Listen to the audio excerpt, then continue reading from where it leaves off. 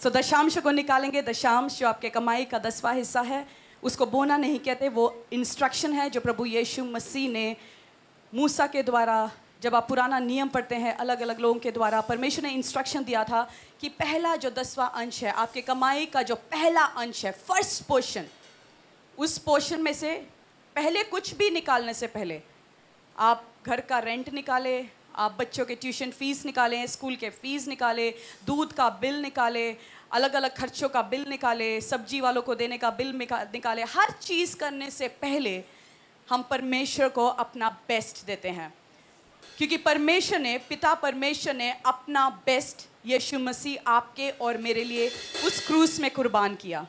और उस क्रूस में जब हम देखते हैं यीशु मसीह वहाँ नहीं है, क्योंकि यीशु मसीह तीसरे दिन हमारे लिए जी उठे हैं। सो परमेश्वर ने अपना बेस्ट आपके और मेरे लिए दिया, उसी प्रकार हमें अपना बेस्ट परमेश्वर को देना है। हम जानते हैं कि जब हन्ना परमेश्वर के मंदिर में गई, वही प्रार्थना विषय के साथ गई और वो रोते हुए गई अपना प्रार्थना विषय के साथ, परंतु वो खाली हाथ नहीं गई, वो बेस्ट ऑफरिंग को लेके परमेश्वर के सामने गई। और वचन कहता है जो आंसुओं के साथ बोएगा वो जय जयकार के साथ लवने पाएगा, जो आंसुओं के साथ बोएगा।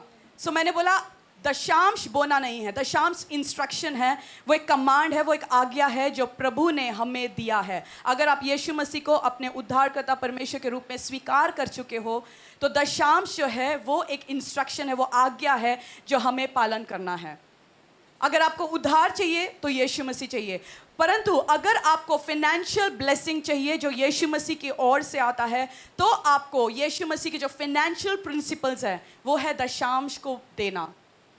जब वो देना शुरू करेंगे तो आप फाइनेंशियल टेस्टिमनी के साथ वापस आएंगे। सो मैंने बोला बोना दशांश नहीं है, बोना है आप दशांशों के ऊपर जो आप देते हो उसको बोना कहते हैं। हन्ना ने बोया, रोते हुए आंसुओं के साथ उसने बोया और जय जयकार के साथ, बिग गवाही के साथ, बिग टेस्टिमनी के साथ वो वापस आई। और हन्ना परमेश्वर के मंदिर में गई। वचन कहता है कि हन्ना परमेश्वर के मंदिर में गई, या परमेश्वर का दास उसके घर में आया।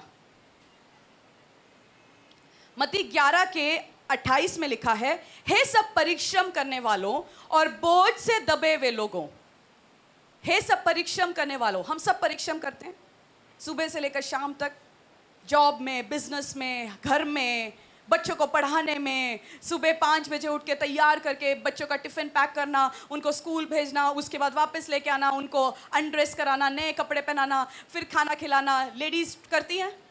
मैन, सुबह आप निकलते हो, अपने जॉब पे निकलते हो, व्यवसाय पे निकलते हो, आप परिश्रम करते हो। वचन कहता है हे परिश्रम करने वालों और बोझ से दबे हुए। बोझ से दबे होने का मतलब क्या है?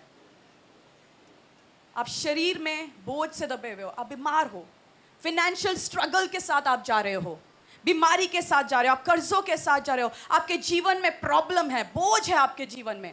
यीशु ने बोला हे परिश्रम करने वालों और बोझ से दबे हुए लोगों, मेरे पास आओ। इंस्ट्रक्शन क्या है? प्रभु यीशु मसीह के पास आओ। जब आप हर वेडनेसडे, हर संडे विश्वास के साथ कलीसिया में आते हैं, आप ये बोलते हैं जैसे वचन में लिखा है, हे परिश्रम करने वालों और बोझ से दबे हुए लोगों, मेरे पास आओ। प्रभु मैं तेरे पास आता हूँ, कलीसिया में जहाँ तेरी उपस्थिति है मैं तेरे पास आता हूँ। तूने बोला मेरे पास आओ तो मैं तुम्हें विश्राम दूंगा। विश्राम कहाँ से? आपने बहुत परिश्रम किया, शाम को घर आके क्या करते हैं? बेड पे विश्राम करते हैं। सो यीशु कहता है तुम बहुत परिश्रम करके आए, मेरे पास आ जाओ, मैं तुम्हें विश्राम दूंगा। तुम बोझ से दबे हुए हो, तुम बीमारी के साथ हो, तुम कर्जों के साथ हो, तुम्हारे जीवन में अशांति की आत्मा है, बच्चे बात नहीं मान रहे, पति कहना नहीं मान रहा, पति अल्कोहल में है, दारू में है, अलग अलग नशों में है। वचन कहता है हे बोझ से दबे हुए लोगों, मेरे पास आओ और मैं तुम्हें विश्राम दूंगा। यीशु बोलता है मेरे पास आ जाओ। सो आज जैसे आप कलीसिया के अंदर आए हैं, आपने ये वचन को पूरा किया कि आप यीशु के पास आए हैं और यीशु ने बोला मैं तुम्हें विश्राम दूंगा। जैसे जब कोई व्यक्ति बीमार होता है वो डॉक्टर के पास जाता है। कुछ सालों पहले अगर आंख का दर्द है, पेट का दर्द है, पाँव का दर्द है, सो कोई एक डॉक्टर के पास चले जाते, फिजिशियन के पास चले जाते, वही सारा ट्रीटमेंट लिख के दे देता था। पर आज ऐसा नहीं है। अगर आज आंख में कोई दिक्कत हुई तो बोलेंगे आई स्पेशलिस्ट के पास जाओ। अगर पेट में कोई दिक्कत हुई बोलेंगे वो पेट का जो डॉक्टर है उसके पास जाओ। अगर हड्डियों में दर्द है तो बोलेंगे जो हड्डी वाला डॉक्टर है उसके पास जाओ। उसके पास जाओ और वो तुम्हें प्रिस्क्रिप्शन दवाई लिख के देगा, जो तुम्हें करना चाहिए और नहीं करना चाहिए वो तुम्हें लिख के देगा। जब उसको हम फॉलो करेंगे तो हम चंगे होंगे। या ऐसे होता है, कोई डॉक्टर के पास गया, बीमार था, डॉक्टर के पास गया, उसने दवाई लिख के दे दिया, उसने बोला कि मसाले वाला नहीं खाना, तेल वाला नहीं खाना, और आप वही मसाले वाले तेल वाला, आपको शुगर है, शुगर में भी आप खूब मीठा खाए जा रहे हो और बोलते डॉक्टर अच्छा नहीं है। सुना है कभी ऐसे लोग भी बोलते हैं, डॉक्टर ने जो परहेज बोला वो करेंगे नहीं, पर बोलेंगे डॉक्टर अच्छा नहीं है। वैसे बहुत सारे लोग यीशु मसीह के पास तो आते हैं, वो इंस्ट्रक्शन फॉलो नहीं करते। बाय द वे, यीशु मसीह डॉक्टरों का डॉक्टर और हर स्पेशलिस्ट है। आपको अलग अलग जगह जाने की जरूरत नहीं है। जैसे आंख में दर्द है, आंख के डॉक्टर के पास जाते हैं, पेट में दर्द है, पेट के डॉक्टर के पास जाएंगे, गले में दर्द है तो गले के डॉक्टर के पास जाएंगे, हड्डियों में दर्द है तो हड्डियों के डॉक्टर के पास जाएंगे। परंतु यीशु मसीह के पास आप किसी भी दर्द के साथ, किसी भी प्रॉब्लम के साथ, किसी भी परिस्थिति के साथ, किसी भी परेशानी के साथ आ सकते हैं। वो डॉक्टरों का डॉक्टर, वो वैद्यों का वैद्य, वो सर्वशक्तिमान परमेश्वर है। उसके पास आपका हर एक इलाज है, हर एक इलाज। कोई भी इम्पॉसिबल सिचुएशंस आप यीशु मसीह के पास लेके आइए, उसके पास हर एक इलाज है। सो मैं कह रही थी, जब डॉक्टर के पास जाते हैं, डॉक्टर परहेज लिख के देता है, ये नहीं करना, आपको ये नहीं करना, आपको सुबह सैर करने जाना चाहिए, आपको बहुत ज़्यादा तेल मसाले वाले खाना नहीं चाहिए। पर अगर हम वो करेंगे तो हम चंगे नहीं हो सकते। उसी प्रकार यीशु मसीह के पास जब आते हैं, यीशु मसीह हमें सेट ऑफ इंस्ट्रक्शंस देता है। उसको जब हम उसके ऊपर जब हम मनन करके चलते हैं, तब हम ब्लेसिंग्स टू ब्लेसिंग्स में जाते हैं। आप सालों साल परमेश्वर को अपने उद्धारकर्ता परमेश्वर के रूप में जान चुके होंगे, समझ चुके होंगे, बपतिस्मा ले चुके होंगे, परंतु परमेश्वर के वचनों के अनुसार अगर आप नहीं चलेंगे तो आप भी यही बोलेंगे, यीशु मसीह भला परमेश्वर नहीं है। बट मैंने अपने लाइफ में आज तक ऐसे कोई व्यक्ति से मैं टकराई नहीं जिसने परमेश्वर की सेवा की पूरे तन मन धन से, परमेश्वर से प्यार किया पूरे तन मन धन से, और वो ब्लेसिंग्स में नहीं है। जो सच में पूरे तन मन धन से प्रभु यीशु मसीह की सेवा करता है, प्यार करता है, वो ब्लेसिंग्स टू ब्लेसिंग्स में जाता है। सो वचन कहता है, हे परिश्रम करने वाले और बोझ से दबे हुए लोगों, मेरे पास आओ, मैं तुम्हें विश्राम दूंगा। पड़ोसी से पूछिए, क्या तू विश्राम चाहता है? तू परिश्रम करने वाला है? और जैसे एक व्यक्ति डॉक्टर के पास जाता है, जो बुद्धिमान व्यक्ति होगा वो डॉक्टर का इंस्ट्रक्शन फॉलो करेगा और टाइम पे दवाई खाएगा। वो डॉक्टर को ये नहीं जाके बोलेगा, अरे डॉक्टर मुझे सब पता है। वो मूर्ख होता है जो डॉक्टर को जाके बोलेगा, मैं गूगल से सब कुछ पढ़ के आया हूँ, मुझे कुछ मत सिखाना। जो डॉक्टर ने इतनी पढ़ाई की या किसी एडवोकेट ने इतनी पढ़ाई की, उसको आप जाके बोल रहे हैं मैं गूगल में सब कुछ पढ़ के आया, मुझे अब इसकी ज़रूरत नहीं है, उसको मूर्ख कहते हैं। पर बुद्धिमान क्या होता है? जो इंस्ट्रक्शन दिया जाता है उस इंस्ट्रक्शन को फॉलो करता है और ब्लेसिंग्स में जाता है। सो मेरा विश्वास है मेरे सामने आप मूर्ख नहीं परंतु बुद्धिमान लोग बैठे हैं जो इंस्ट्रक्शंस को फॉलो करते हुए ब्लेसिंग्स टू ब्लेसिंग्स में जाना चाहते हैं। आप परिश्रम करने वाले हैं, आप बोझ के साथ आए तो होंगे, परंतु यीशु मसीह के पास जब आए हैं, उनका इंस्ट्रक्शन जब फॉलो करेंगे, आप बोझ में और परिश्रम करने वाले नहीं ठहरेंगे, आप ब्लेसिंग्स टू ब्लेसिंग्स में जाएंगे। आमीन। सो इंस्ट्रक्शंस को क्या करना है? फॉलो करना है। परमेश्वर ने बोला सारे दशांश मेरे भंडार में ले आओ ताकि मेरे भवन में किसी भी भोजन वस्तु की कमी ना हो। और हम जानते हैं वचन में एक स्त्री, एक विधवा, एक भविष्यवक्ता के पास, भविष्यवक्ता को भूख लगी थी, उसको खाना चाहिए था, और परमेश्वर ने उस स्त्री को कमांड किया था कि तुझे उस भविष्यवक्ता को, उस एलाइजा को तुझे खाना खिलाना है, उसको कमांड दिया था। वो विधवा कैसी थी? धनी थी, बहुत अच्छी थी, घर बार था, वो बोझ से दबी हुई थी।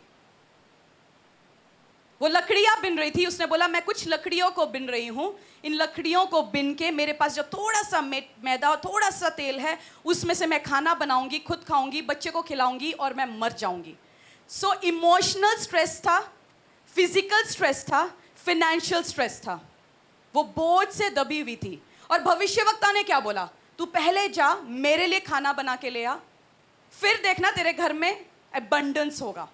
और वचन कहता है कि जब उसने ये पूरा किया, एलाइजा, वो स्त्री और उसका पूरा घराना, पूरा सीजन एबंडेंस में गया, घर में कोई भी कमी नहीं थी। सो वचन कहता है, हे परिश्रम करने वालों और बोझ से दबे हुए लोगों, मेरे पास आओ। इंस्ट्रक्शन क्या है? मेरे पास आओ। परमेश्वर के वचन के अनुसार अड़े और खड़े रहो। जो इंस्ट्रक्शन आपको मिला है इस बाइबल के अनुसार, उस इंस्ट्रक्शन को जब आप फॉलो करेंगे, आप बोझ से दबे तो होके आए होंगे, परंतु बोझ के साथ आप वापस नहीं जाएंगे। वो बोझ आपके जीवन का हिस्सा नहीं होगा। वो फाइनेंशियल कर्सेस आपका जीवन का हिस्सा नहीं होगा। वो स्वास्थ्य में जो बार बार जो बीमारियां आपके जीवन में आ रही है, वो आपके जीवन का हिस्सा नहीं होगा। और परमेश्वर एक व्यक्ति को चुनता है, उसको दर्शन देता है।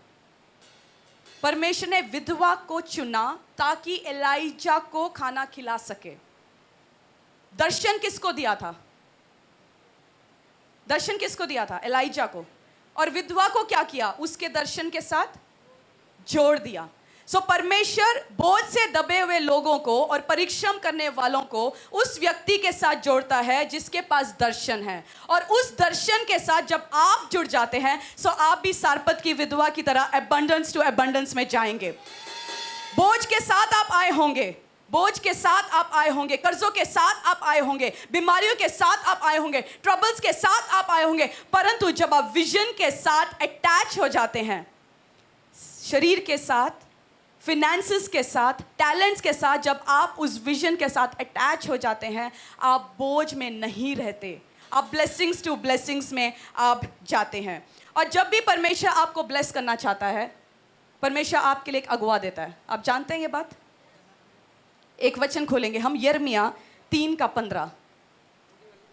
यिर्मयाह 3:15।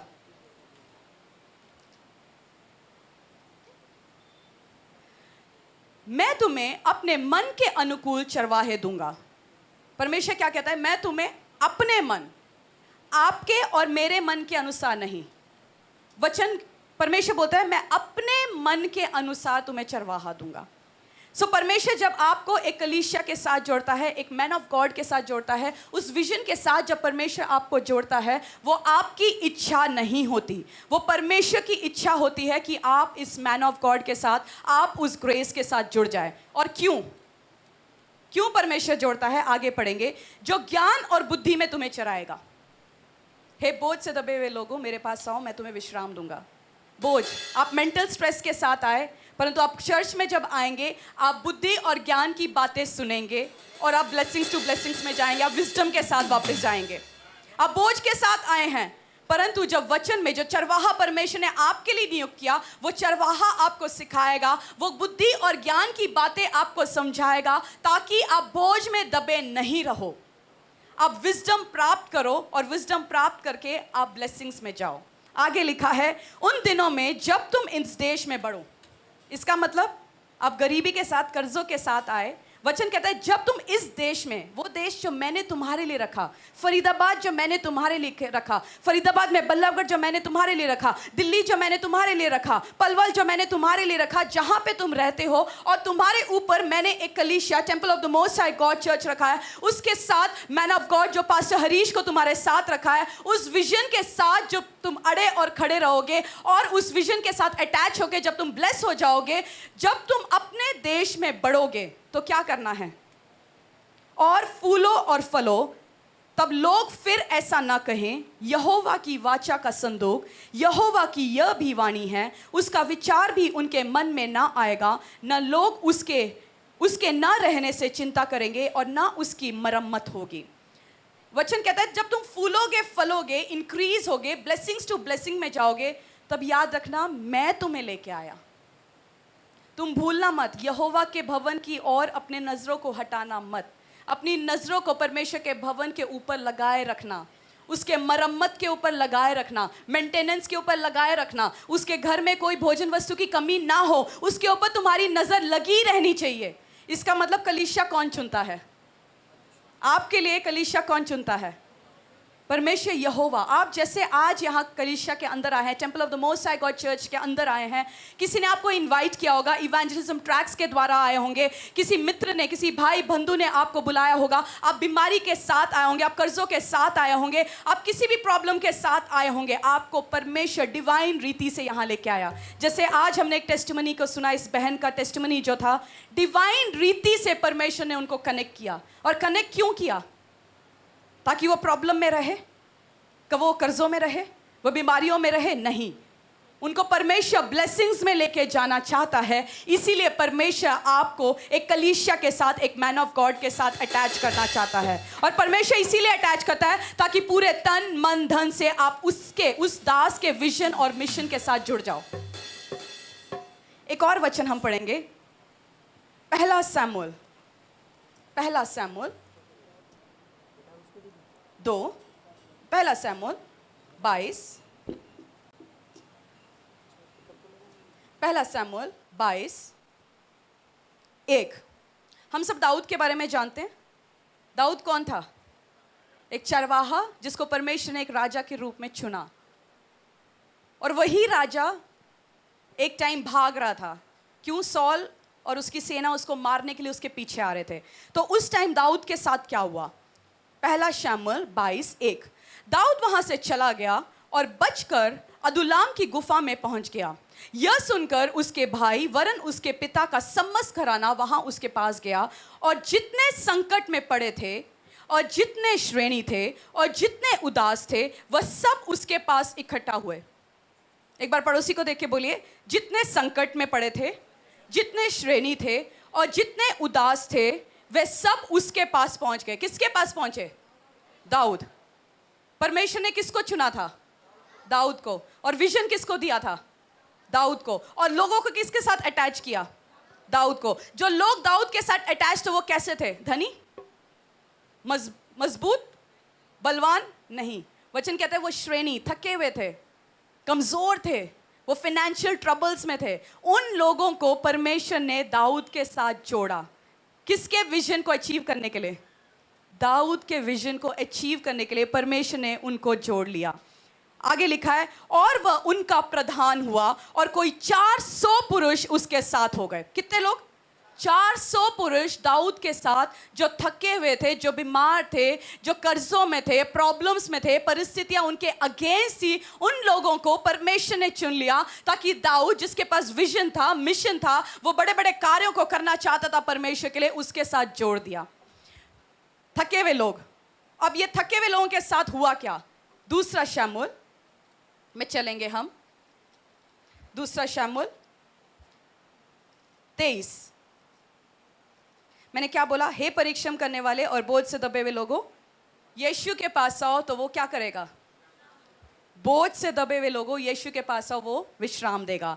23 का दूसरा शमूएल 23 का 8।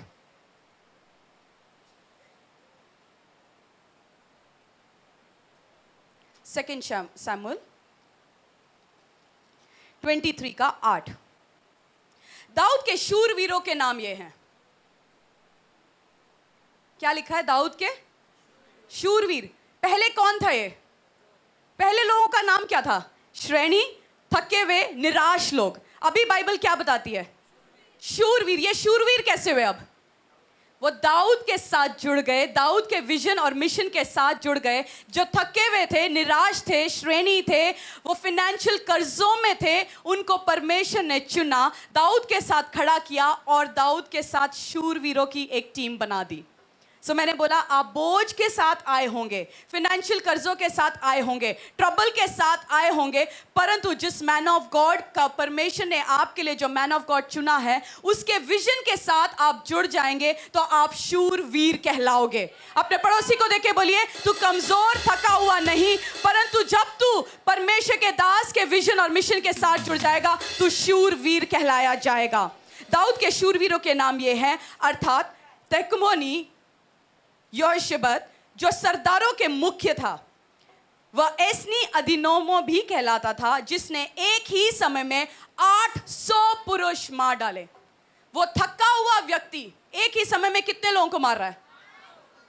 थका हुआ व्यक्ति किसके साथ जुड़ा? आप जिस विजन के साथ, जिस मिशन के साथ जुड़ेंगे, जैसा आपका मैन ऑफ गॉड होगा, वो ग्रेस आपके जीवन में भी ट्रांसफर होगा। दाऊद शूरवीर था, दाऊद हिम्मत वाला था, दाऊद कॉन्फिडेंट था। कॉन्फिडेंस किस में? यहोवा पे। और दाऊद की टीम कैसे बनी? दाऊद के जैसे। सो इस टाइम कलीसिया, आपको पता है परमेश्वर ने आपको डिवाइन रीति से temple of the most high God church के साथ जोड़ा है। मैं कहना चाहती हूँ, आप थके हुए आए होंगे, आप बीमारियों के साथ आए होंगे, आप ऐसी गलत गलत परिस्थितियों के साथ आए होंगे, आप अशांति के साथ आए होंगे, परंतु परमेश्वर आपको थका हुआ श्रेणी नहीं बुलाना चाहता, आपको उदास नहीं बुलाना चाहता, परंतु परमेश्वर बोलना चाहता है तू शूरवीर है। तू एक टाइम में 800 लोगों को गिराने की सामर्थ रखने वाला परमेश्वर है। आमीन।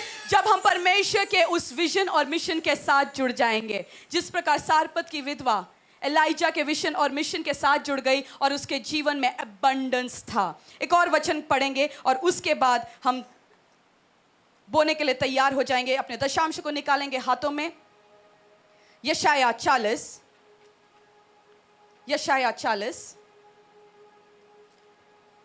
का 31।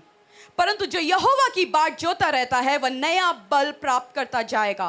वे उकाबों के समान उड़ेंगे, वे दौड़ेंगे और श्रमित न होंगे, चलेंगे और थकित न होंगे। वचन कहता है यहोवा की बाट जोता रहेगा। Those who wait for the Lord, जो यहोवा की बाट जोता रहेगा। मैं आपसे एक प्रश्न पूछना चाहती हूँ, क्या आप यहोवा की बाट जोते हो? क्योंकि वचन कहता है जो यहोवा की बाट जोता रहेगा वह नया बल प्राप्त करते जाएंगे। वो उकाबों के समान उड़ेंगे, वे दौड़ेंगे और श्रमित ना होंगे, चलेंगे और थकित ना होंगे। सो कलीसिया, ये समय है, दशांश को निकालेंगे। परमेश्वर के वचन मलाकी 3:10 में लिखा है, सारे दशांश मेरे भंडार में ले आओ। थोड़ा नहीं, सारा दशांश, आपके कमाई का सारा 10%। आप 5 लाख कमा रहे हैं, उसका 10वां हिस्सा। आप 50,000 कमा रहे हैं, उसका 10वां हिस्सा। आप 10,000 कमा रहे हैं, उसका 10वां हिस्सा। आप 5,000 कमा रहे हैं, उसका 10वां हिस्सा। आप 500 कमा रहे हैं, उसका 10वां हिस्सा। वचन कहता है सारे दशांश मेरे भंडार में ले आओ, ताकि मेरे भवन में किसी भी भोजन वस्तु की कमी ना हो। ऐसा करके मुझे परख के देखो कि मैं आकाश के झरोखों को तुम्हारे लिए खोलूंगा। ये इंस्ट्रक्शन है, ये इंस्ट्रक्शन। अपने पड़ोसी को देखो, बोलिए इंस्ट्रक्शन है। ये परमेश्वर ने आज्ञा दी है कि तुझे ये लेके आना है, तभी तेरे ऊपर आकाश के झरोखे खोले जाएंगे, तभी तू फाइनेंशियल कर्सेस में बाहर आएगा, तभी तू फाइनेंशियल ब्लेसिंग्स तेरे जीवन में होंगे। तभी जब तू कर्जों में है, उस टाइम पे भी दशांश को निकालो। कई बार लोग क्या कहते हैं, जब कर्जों में होते बोलते हमारा कर्जा है इसलिए हम दशांश नहीं निकालते। अगर आप घर में राशन ले रहे हैं, अगर आप बच्चों का स्कूल फीस पे कर रहे हैं, आप रेंट पे कर रहे हैं, उससे ज़्यादा इंपॉर्टेंट है परमेश्वर का लिए दशांश को निकालना। क्योंकि वचन कहता है परमेश्वर हमें धन प्राप्त करने की सामर्थ्य देता है। आपका जॉब, आपका व्यवसाय आप इसीलिए कर पा रहे हो क्योंकि परमेश्वर अलाउ कर रहा है आपको करने के लिए। परमेश्वर आपको अलाउ कर रहा है, इसीलिए आप डेली जॉब पे जा रहे हो। आप वन पीस में यहाँ पे बैठे हो। आपसे ज़्यादा क्वालिफाइड व्यक्ति जिसकी डिग्रियाँ उसके हाथ में है, उसने PhD कर रखा है, डॉक्टरेट की डिग्री है, पर आज भी वो जॉब ढूंढ रहा है। परंतु आपके पास 10th में भी आपने पास नहीं किया, परंतु आपके पास अच्छा जॉब है। क्यों? परमेश्वर का ग्रेस, परमेश्वर का अनुग्रह आपके ऊपर है। सो वचन कहता है आकाश के झरोखों को परमेश्वर तुम्हारे ऊपर खोलकर तुम्हारे ऊपर अपरंपरार आशीषों की वर्षा करेगा।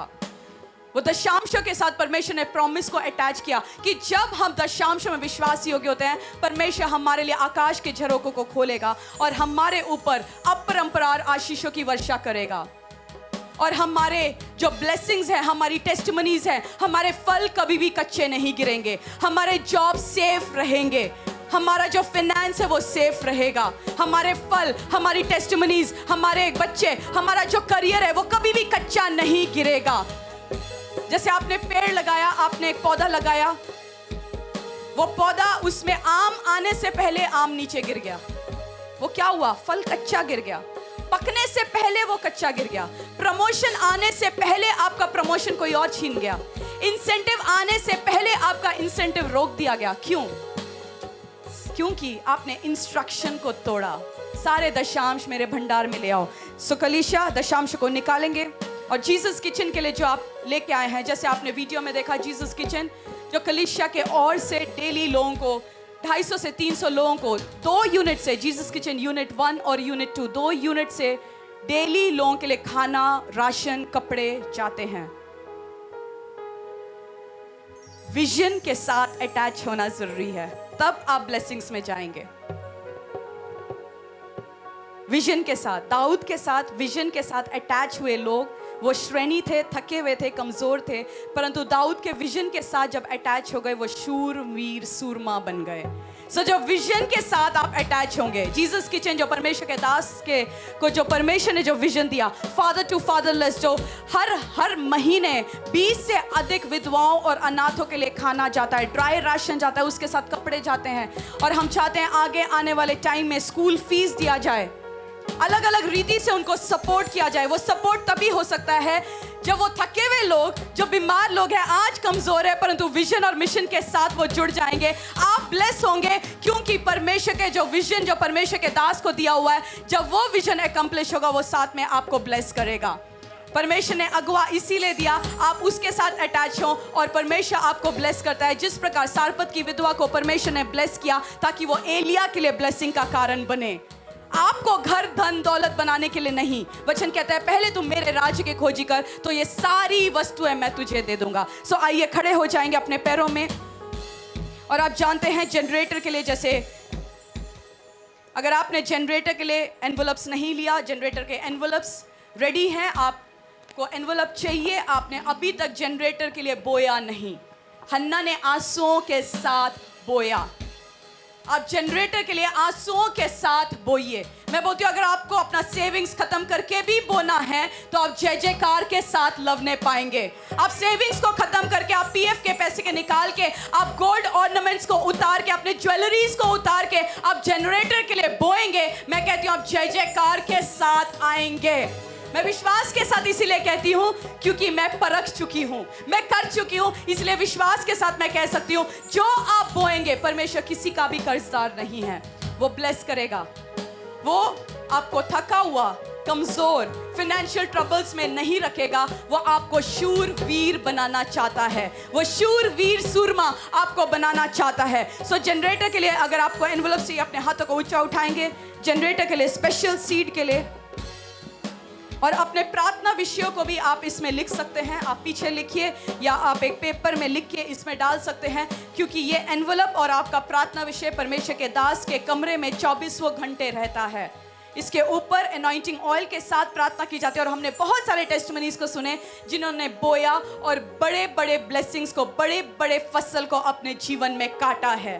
आमेन। सो रोते हुए जो बोएगा, आंसुओं के साथ जो बोएगा, वो जय जयकार के साथ काटेगा भी। सो ऊंचा उठाएंगे, दशांश को ऊंचा उठाएंगे। जीसस किचन के लिए जो आप लेके आए हैं उसको ऊंचा उठाएंगे। फादर टू फादरलेस के लिए जो आप लेके आए हैं उसको ऊंचा उठाएंगे। जनरेटर के लिए आप जो बिग सीड ऑफरिंग को लेके आए हैं उसको ऊंचा उठाएंगे। सुसमाचार के लिए, इवेंजलिज्म के लिए जो पैम्फलेट्स को बनाना है, और इवेंजलिज्म टीम जो सुसमाचार के लिए जाती है, जो फ्यूल का खर्चा है, अलग अलग खर्चे हैं, उसके लिए जो आप लेके आए हैं, सुसमाचार के लिए जो आप लेके आए हैं, उसको ऊंचा उठाएंगे। परमेश्वर बोलेंगे, परमेश्वर खुदावन धन्यवाद खुदा, जैसे फिलिपियो 4:19 में लिखा है, मेरा परमेश्वर भी अपने उस धन के अनुसार जो महिमा सहित प्रभु यीशु मसीह में है तुम्हारे हर एक घटी को पूरी करेगा।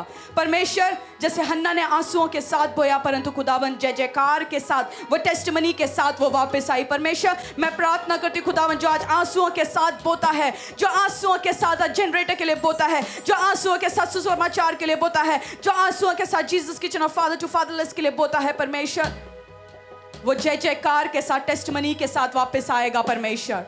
और खुदावन जीसस किचन के साथ जो प्रॉमिस है कि प्रतिफल तेरी ओर से आता है, किसी मनुष्य, किसी संस्था, किसी ऑर्गेनाइजेशन की ओर से नहीं, परंतु परमेश्वर यहोवा की ओर से प्रतिफल आता है खुदावन। और जब तू प्रतिफल देता है उसमें कोई भी दुख अटैच नहीं होता। जब तू ब्लेसिंग्स को देता है परमेश्वर, उसमें कोई भी दुखों को तू अटैच नहीं करता परमेश्वर। वो फाइनेंशियल ब्लेसिंग्स के लिए हम धन्यवाद करते हैं खुदा। जैसे हम रिलीज करते हैं, हम हाबेल के समान खुशी के साथ हर एक ईर्ष्या की आत्मा को, जेलसी की स्पिरिट को दूर रखते हुए परमेश्वर खुशी के साथ, आनंद के साथ हम इसको रिलीज करते हैं तेरे भवन के बढ़ोतरी के लिए, तेरे भवन के भोजन वस्तु की पूर्तियों के लिए, इवेंजलिज्म के लिए, जनरेटर के लिए, जीसस किचन के लिए, फादर टू फादरलेस के लिए हम बोलते हैं यीशु के सामर्थी नाम से। और मैं घोषणा करती हूँ पिता, फाइनेंशियल कर्सेस इनका हिस्सा नहीं होगा परमेश्वर, फाइनेंशियल ब्लेसिंग्स इनका हिस्सा होगा परमेश्वर। जैसे दाऊद के साथ जो 400 व्यक्ति आए, वो थके हुए थे, वो श्रेणी थे, वो निराश थे, वो कमजोर थे, परंतु दाऊद के साथ जैसे तूने इनको अटैच किया परमेश्वर, वही थके हुए, वही कमजोर, वही फाइनेंशियल ट्रबल के साथ जो आए, वो शूरवीर बन गए परमेश्वर। तूने शूरवीर इसीलिए बनाया ताकि दाऊद के साथ वो अड़े और खड़े रहे परमेश्वर। धन्यवाद, तूने हमें अपने मैन ऑफ गॉड के साथ खड़ा किया परमेश्वर, ताकि उस विजन और उस मिशन के साथ हम भी भागी हो जाए और हम शूरवीर कहलाए जाएं परमेश्वर। धन्यवाद करते हैं, खुशी के साथ, हर्ष के साथ, आनंद के साथ इसको रिलीज करते हैं। यीशु के सामर्थी नाम से हम प्रार्थना को मांगते हैं। आमीन, आमीन, आमीन।